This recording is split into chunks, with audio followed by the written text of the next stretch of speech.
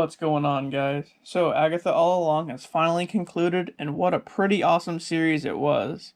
It wasn't quite what we expected, but it was even more so. So, without further ado, let's get into it. Down, down, down the road, down the witch's road. Down, down, down the road, down the witch's road.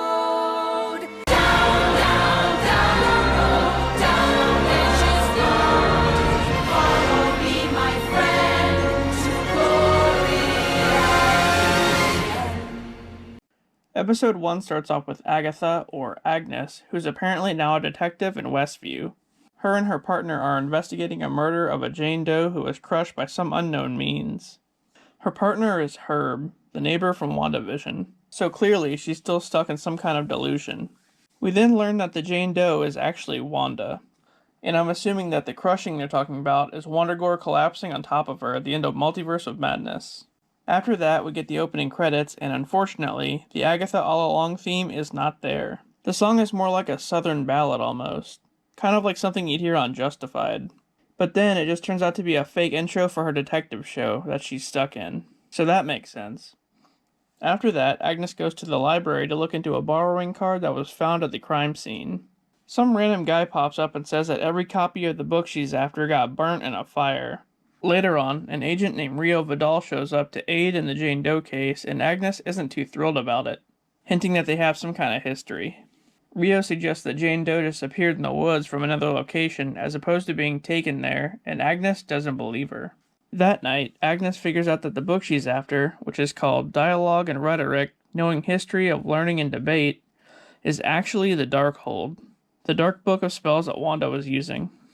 Rio goes to visit Agnes and secretly tries to help her regain her memories from before Westview, and they drink Dos Equis. I can't believe they actually have a name brand in the series. Then, all of a sudden, Agnes catches a burglar in her house who she chases down the street. The burglar ends up getting hit by a car. Back at the police station, Agnes interrogates the burglar, who's a young kid. He said that he broke into her house looking for the road, and then starts chanting some kind of incantation. Later on, in the morgue, Agnes is examining Wanda's body when Rio shows up and helps her finally break out of her spell, remembering who she truly is. So then, she wakes up in her house naked and goes around trying to figure out how long she's been there. And yes, they actually showed Catherine Hahn naked. That's pretty surprising for a Disney series. But anyway, then Rio shows up and fights Agatha, saying that she's not the only one who wants her dead. In episode 2, the young kid, who turns out to be real, asks Agatha to take him to the Witch's Road, a magical plane where she can get her powers back. Then, the kid tells her that he helped rescue her from Wanda's spell because he idolizes her. Together, they decide to put together a coven and head to the Witch's Road. The first stop brings them to a psychic named Lilia Caldero. Lilia immediately calls Agatha out and tells her to beat it, not wanting anything to do with her. But once she mentions going to the Witch's Road, she changes her mind. Next, they visit Jen, a witch who also wants nothing to do with Agatha, but they talk her into helping out to free her from some legal trouble she's facing. After that, they go to a Hot Topic in the mall to find Lorna Wu, a blood witch working as a security guard. After getting fired for a mishap with the kid, she decides to join them. Later on, the kid's telling Agatha a bit of his backstory, but every time he goes to speak, he's muted. After that, the witches all assemble at Agatha's house. They tell Agatha they still need a green witch. Agatha, knowing Rio is a green witch, acts aloof to the idea. Then, they mention that there was one more name on the list, and it turns out to be Mrs. Hart, a neighbor of Agatha who just seems to be a regular person. After gathering everybody, they form a circle in the basement and sing the Ballad of the Witch's Road, a song that apparently conjures a door into the magical plane. As they sing, some cloaked figures appear outside the house. Then, just when they think the song didn't work, a doorway opens in the floor. As the cloaked creatures find their way downstairs, the group escapes into the Witch's Road. In episode 3, as the group walks the Witch's Road, Mrs. Hart loses her purse in some mud and nearly dies trying to retrieve it. Then, the young boy, who they're calling Teen, tells her no one must veer off the Witch's Road. After that, they talk about completing different challenges to make it to the end of the road, and they stumble across a nice house in the middle of nowhere, where their first challenge awaits. Once inside, they answer a riddle and find out their first challenge has to do with wine. After drinking it, though, their faces all start to blow up Botox style. They ask Jen to make an antidote, and she has the others go around the house to collect random ingredients. But, just as they do, they all start hallucinating. As the timer ticks down, the group shakes off their hallucinations and puts the ingredients into a sink to make the antidote. But just then, they realize the house is underwater and the windows are about to break, which then floods the house. After they all finish drinking, a hidden door opens in the oven, allowing them to escape. However, Mrs. Hart dies once they leave the house. In episode 4, now that Mrs. Hart is dead, the group needs to have a new green witch in order to complete their coven. So they summon a new green witch, and Rio shows up. After that, the road leads them to a house that Alice wants nothing to do with. It's hinted at that her mother, a famous witch, was lost on the road. So this house seems like it has some kind of connection to her. Once they're inside, they all appear in 70s clothing, which seems just a bit revealing for a Disney series. But they already showed Catherine Hahn naked, so I guess that's out the window. Anyway, Rio and Agatha sneak off to talk things out and end up broadcasting their whole conversation to the others by hitting an intercom accidentally. Rio tells her to kill off all the other witches. Just then, another challenge appears.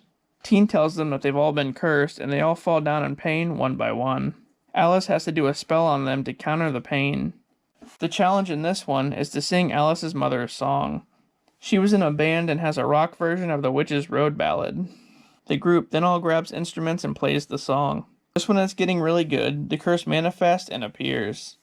But they end up defeating it by finishing the song. Teen ends up getting injured by the curse, and Jen helps to save him. There's been some hinting back and forth that Teen may actually be Agatha's son, Nicholas Scratch. However, the episode ends with Rio telling Agatha that he's not. In episode 5, the group gets hunted by the Salem 7, who were the group of creatures outside the house in the beginning. Once upon a time, they were all children of the witches that Agatha killed back in the Salem days. After finding out they're all being hunted, Agatha's coven plans to run. After taking off on broomsticks, they're all forced down right in front of the next challenge.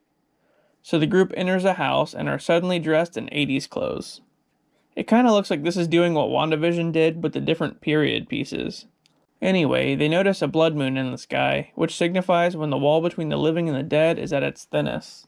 Then, the group finds a Ouija board. Yeah, no thanks. After they mess with it, Agatha pretends to be possessed by Mrs. Hart. But then, they actually conjure some entity calling itself Death, who says it wants to punish Agatha. After that, Agatha gets possessed for real by her own mother and causes a bunch of fuckery around the house.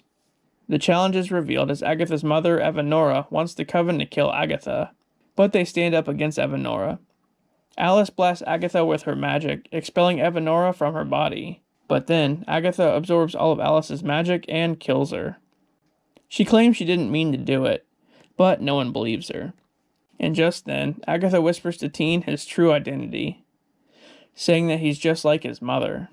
Teen responds by sinking the rest of the coven into quicksand as a blue crown appears around his head. Episode 6 starts off with Teen, or William, attending his bat mitzvah, alongside his parents around the same time that Wanda was controlling Westview in the WandaVision series. But they can't be his parents though, right? So I'm not sure what's going on here. After the bat mitzvah, at an after party, he ventures off into a tent and has his palms read by Lilia. She ends up stopping abruptly and seems freaked out by something. Then it's revealed that she's the one who put the vigil spell on him, so his identity won't be known. The party gets shut down due to Wanda's fuckery, and William leaves with his parents. However, as they're driving home, they get into a bad car accident. William gets knocked out and some cops respond to the crash, with Alice being one of them. So now I'm really confused. Later on, Billy wakes up in the hospital with amnesia. He goes home and everything seems out of place. Even his dog is acting strange towards him. 3 years later, Billy thinks that something happened to him the day of the crash, and wanting to find some answers, he goes to talk with a former resident of Westview, who turns out to be, Ralph Boner. He explains the events of the WandaVision series and talks about Wanda's kids, Billy and Tommy. Then, Billy asks about Agatha, and Ralph tells him that she's trapped in Wanda's spell in Westview. At which point, he goes there, and that's when the first episode happens. We then jump back to the Witch's Road where Agatha is crawling out of the quicksand that Billy sank her into. However, Lilia and Jen both appear to have died in the quicksand. Billy finally breaks the vigil, allowing his identity to be known. Agatha tells him she knew all along, and it's discovered that William was just a kid who got into a car crash. William died in the crash, and Billy's consciousness took over his body. So basically, Wanda did create Billy and Tommy, and they weren't real, technically. But after the final episode of WandaVision, Billy became real and used William's body as a vessel. Billy tells Agatha they'll continue down the Witch's Road, but that he doesn't trust her. Episode 7 starts off with Billy and Agatha walking down the road, both wondering if Wanda is really dead. They come upon a giant castle where their next challenge awaits. Once inside, they become cliché versions of storybook witches, with Agatha becoming the Wicked Witch of the West and Billy becoming Maleficent. As they play with a deck of what appear to be tarot cards, traps start to appear in the house, like a ceiling full of swords. As Agatha starts to play various cards, not believing tarot is real, the swords start to fall, nearly killing them. Meanwhile, Lilia and Jen are in some kind of underground tunnel, trying to get back to the road. So I guess they're not dead after all. Lilia says that her visions are getting stronger, meaning that they must be close to the end of the road. All of a sudden, they appear in the castle alongside Agatha and Billy. Lilia tells Billy that she remembers him from the night of his bat mitzvah and says that she put the vigil on him to protect him because she knew who he would become.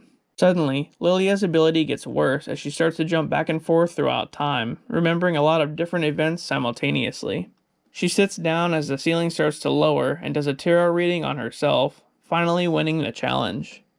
But she has a sudden realization of who Rio really is. Rio is actually death. Just then, the Salem Seven catch up to them and Lilia sacrifices herself so that the others can escape. Episode 8 starts off with Rio coming to take Alice into the afterlife. Later, as Jen and Billy mourn over Lilia, Agatha is talking to Rio about Billy. Rio says that she needs to take him because he's an abomination and shouldn't be real. Agatha agrees to deliver Billy to Rio at the end of the road, in exchange for Rio to stop pursuing her. So Agatha eventually meets back up with Jen and Billy and they head to the final challenge. But when they do, they stumble upon their original starting point on the road, realizing that it's actually just a giant circle. Out of nowhere, they all wake up in body bags in a dimly lit room. They determine that they're in some kind of grow room and have to grow some kind of plant or something without any soil or water. But then they start arguing back and forth, and Agatha admits that she's the one who bound Jen 100 years ago, leaving her without the use of her power. I guess I forgot to mention that, but in the beginning when they met Jen, they do say that she's powerless because she lost her power a long time ago. Anyway, pissed about this, she does an unbinding ritual with Agatha and finally gains her power back. Having gotten what she came to the road for, Jen is then sent back to the real world. With time running out, Agatha helps Billy search for Tommy. He finds Tommy, but he doesn't have a body, just yet. All of a sudden, he sees a boy who's drowning and puts Tommy's consciousness in his body. Then, Billy too leaves the road. It's down to just Agatha now. She starts to think about her son, Nicholas, and buries what seems to be a lock of his hair in some soil, hoping it will resurrect him the same way as Billy and Tommy. A plant starts to grow, but then the building starts to collapse all around her. She gets out just in time, but finds Rio waiting for her, who tells her that since she didn't hold up her end of the deal with Billy, that now she has to go with her. This leads to Rio beating the shit out of Agatha. That is, until Billy shows back up to help defeat her. He gives Agatha some of his power, which in turn gives her her power back. But, realizing they can't defeat death, Billy offers to just go with Rio. In order to save him, Agatha ends up killing herself by making out with her. That's a weird way to die. Afterward, Billy returns home where he realizes that he's the one that actually created the Witch's Road in the first place. The finale starts off in 1750 with a pregnant Agatha in the woods. She seems to be in a lot of pain. Rio appears and Agatha begs her not to take her child, referring to Nicholas. Rio then says that she'll prolong coming for him for the time being. She then gives birth to Nicholas and stumbles into a coven of witches claiming to not have eaten for days. As they invite her in, she kills them all. 6 years later, she's been using Nicholas to lure in other witches so that she can kill them. But Nicholas is actually sick, and Agatha knows it's only a matter of time before Rio comes for him. As time passes, he comes up with the Witch's Road song, the very same one they used in the first episode. But he's been singing it publicly for money. One night, after falling asleep, Rio finally comes to take him away. After Agatha buries Nicholas's body, a young witch finds her and asks to take her to the Witch's Road. So she agrees, and they gather a coven to do the song, only to end with Agatha insulting them all. When they go to attack her, she steals all of their power. Then she starts doing this repeatedly, killing more and more witches throughout the centuries. Ending, of course, with the most recent coven, who she couldn't kill due to the road actually becoming real. We then come back to modern day, where Agatha appears to Billy, now as a ghost. She tells him that he's the one that made the road. The song was always just a trick to lure in other witches. After that, Billy goes back to Agatha's basement, where the entrance to the road is. He does a ritual that closes the door. Then, Billy and Agatha set off to go find Tommy. The end. Wow, what a series. I honestly didn't have high expectations for this one, but it was really, really good. How Billy went from not knowing who he was to becoming Wiccan. How Agatha went from a heartless evil witch to not being so bad in the end. It just sucks that she died. Oh, and how about Aubrey Plaza being Death? That was unexpected. Although, they said Agatha was in love with Death. In the comics, wasn't it Thanos who was in love with Death? Well, anyway, it was still a great series. Thanks for watching, guys, and I'll see you later.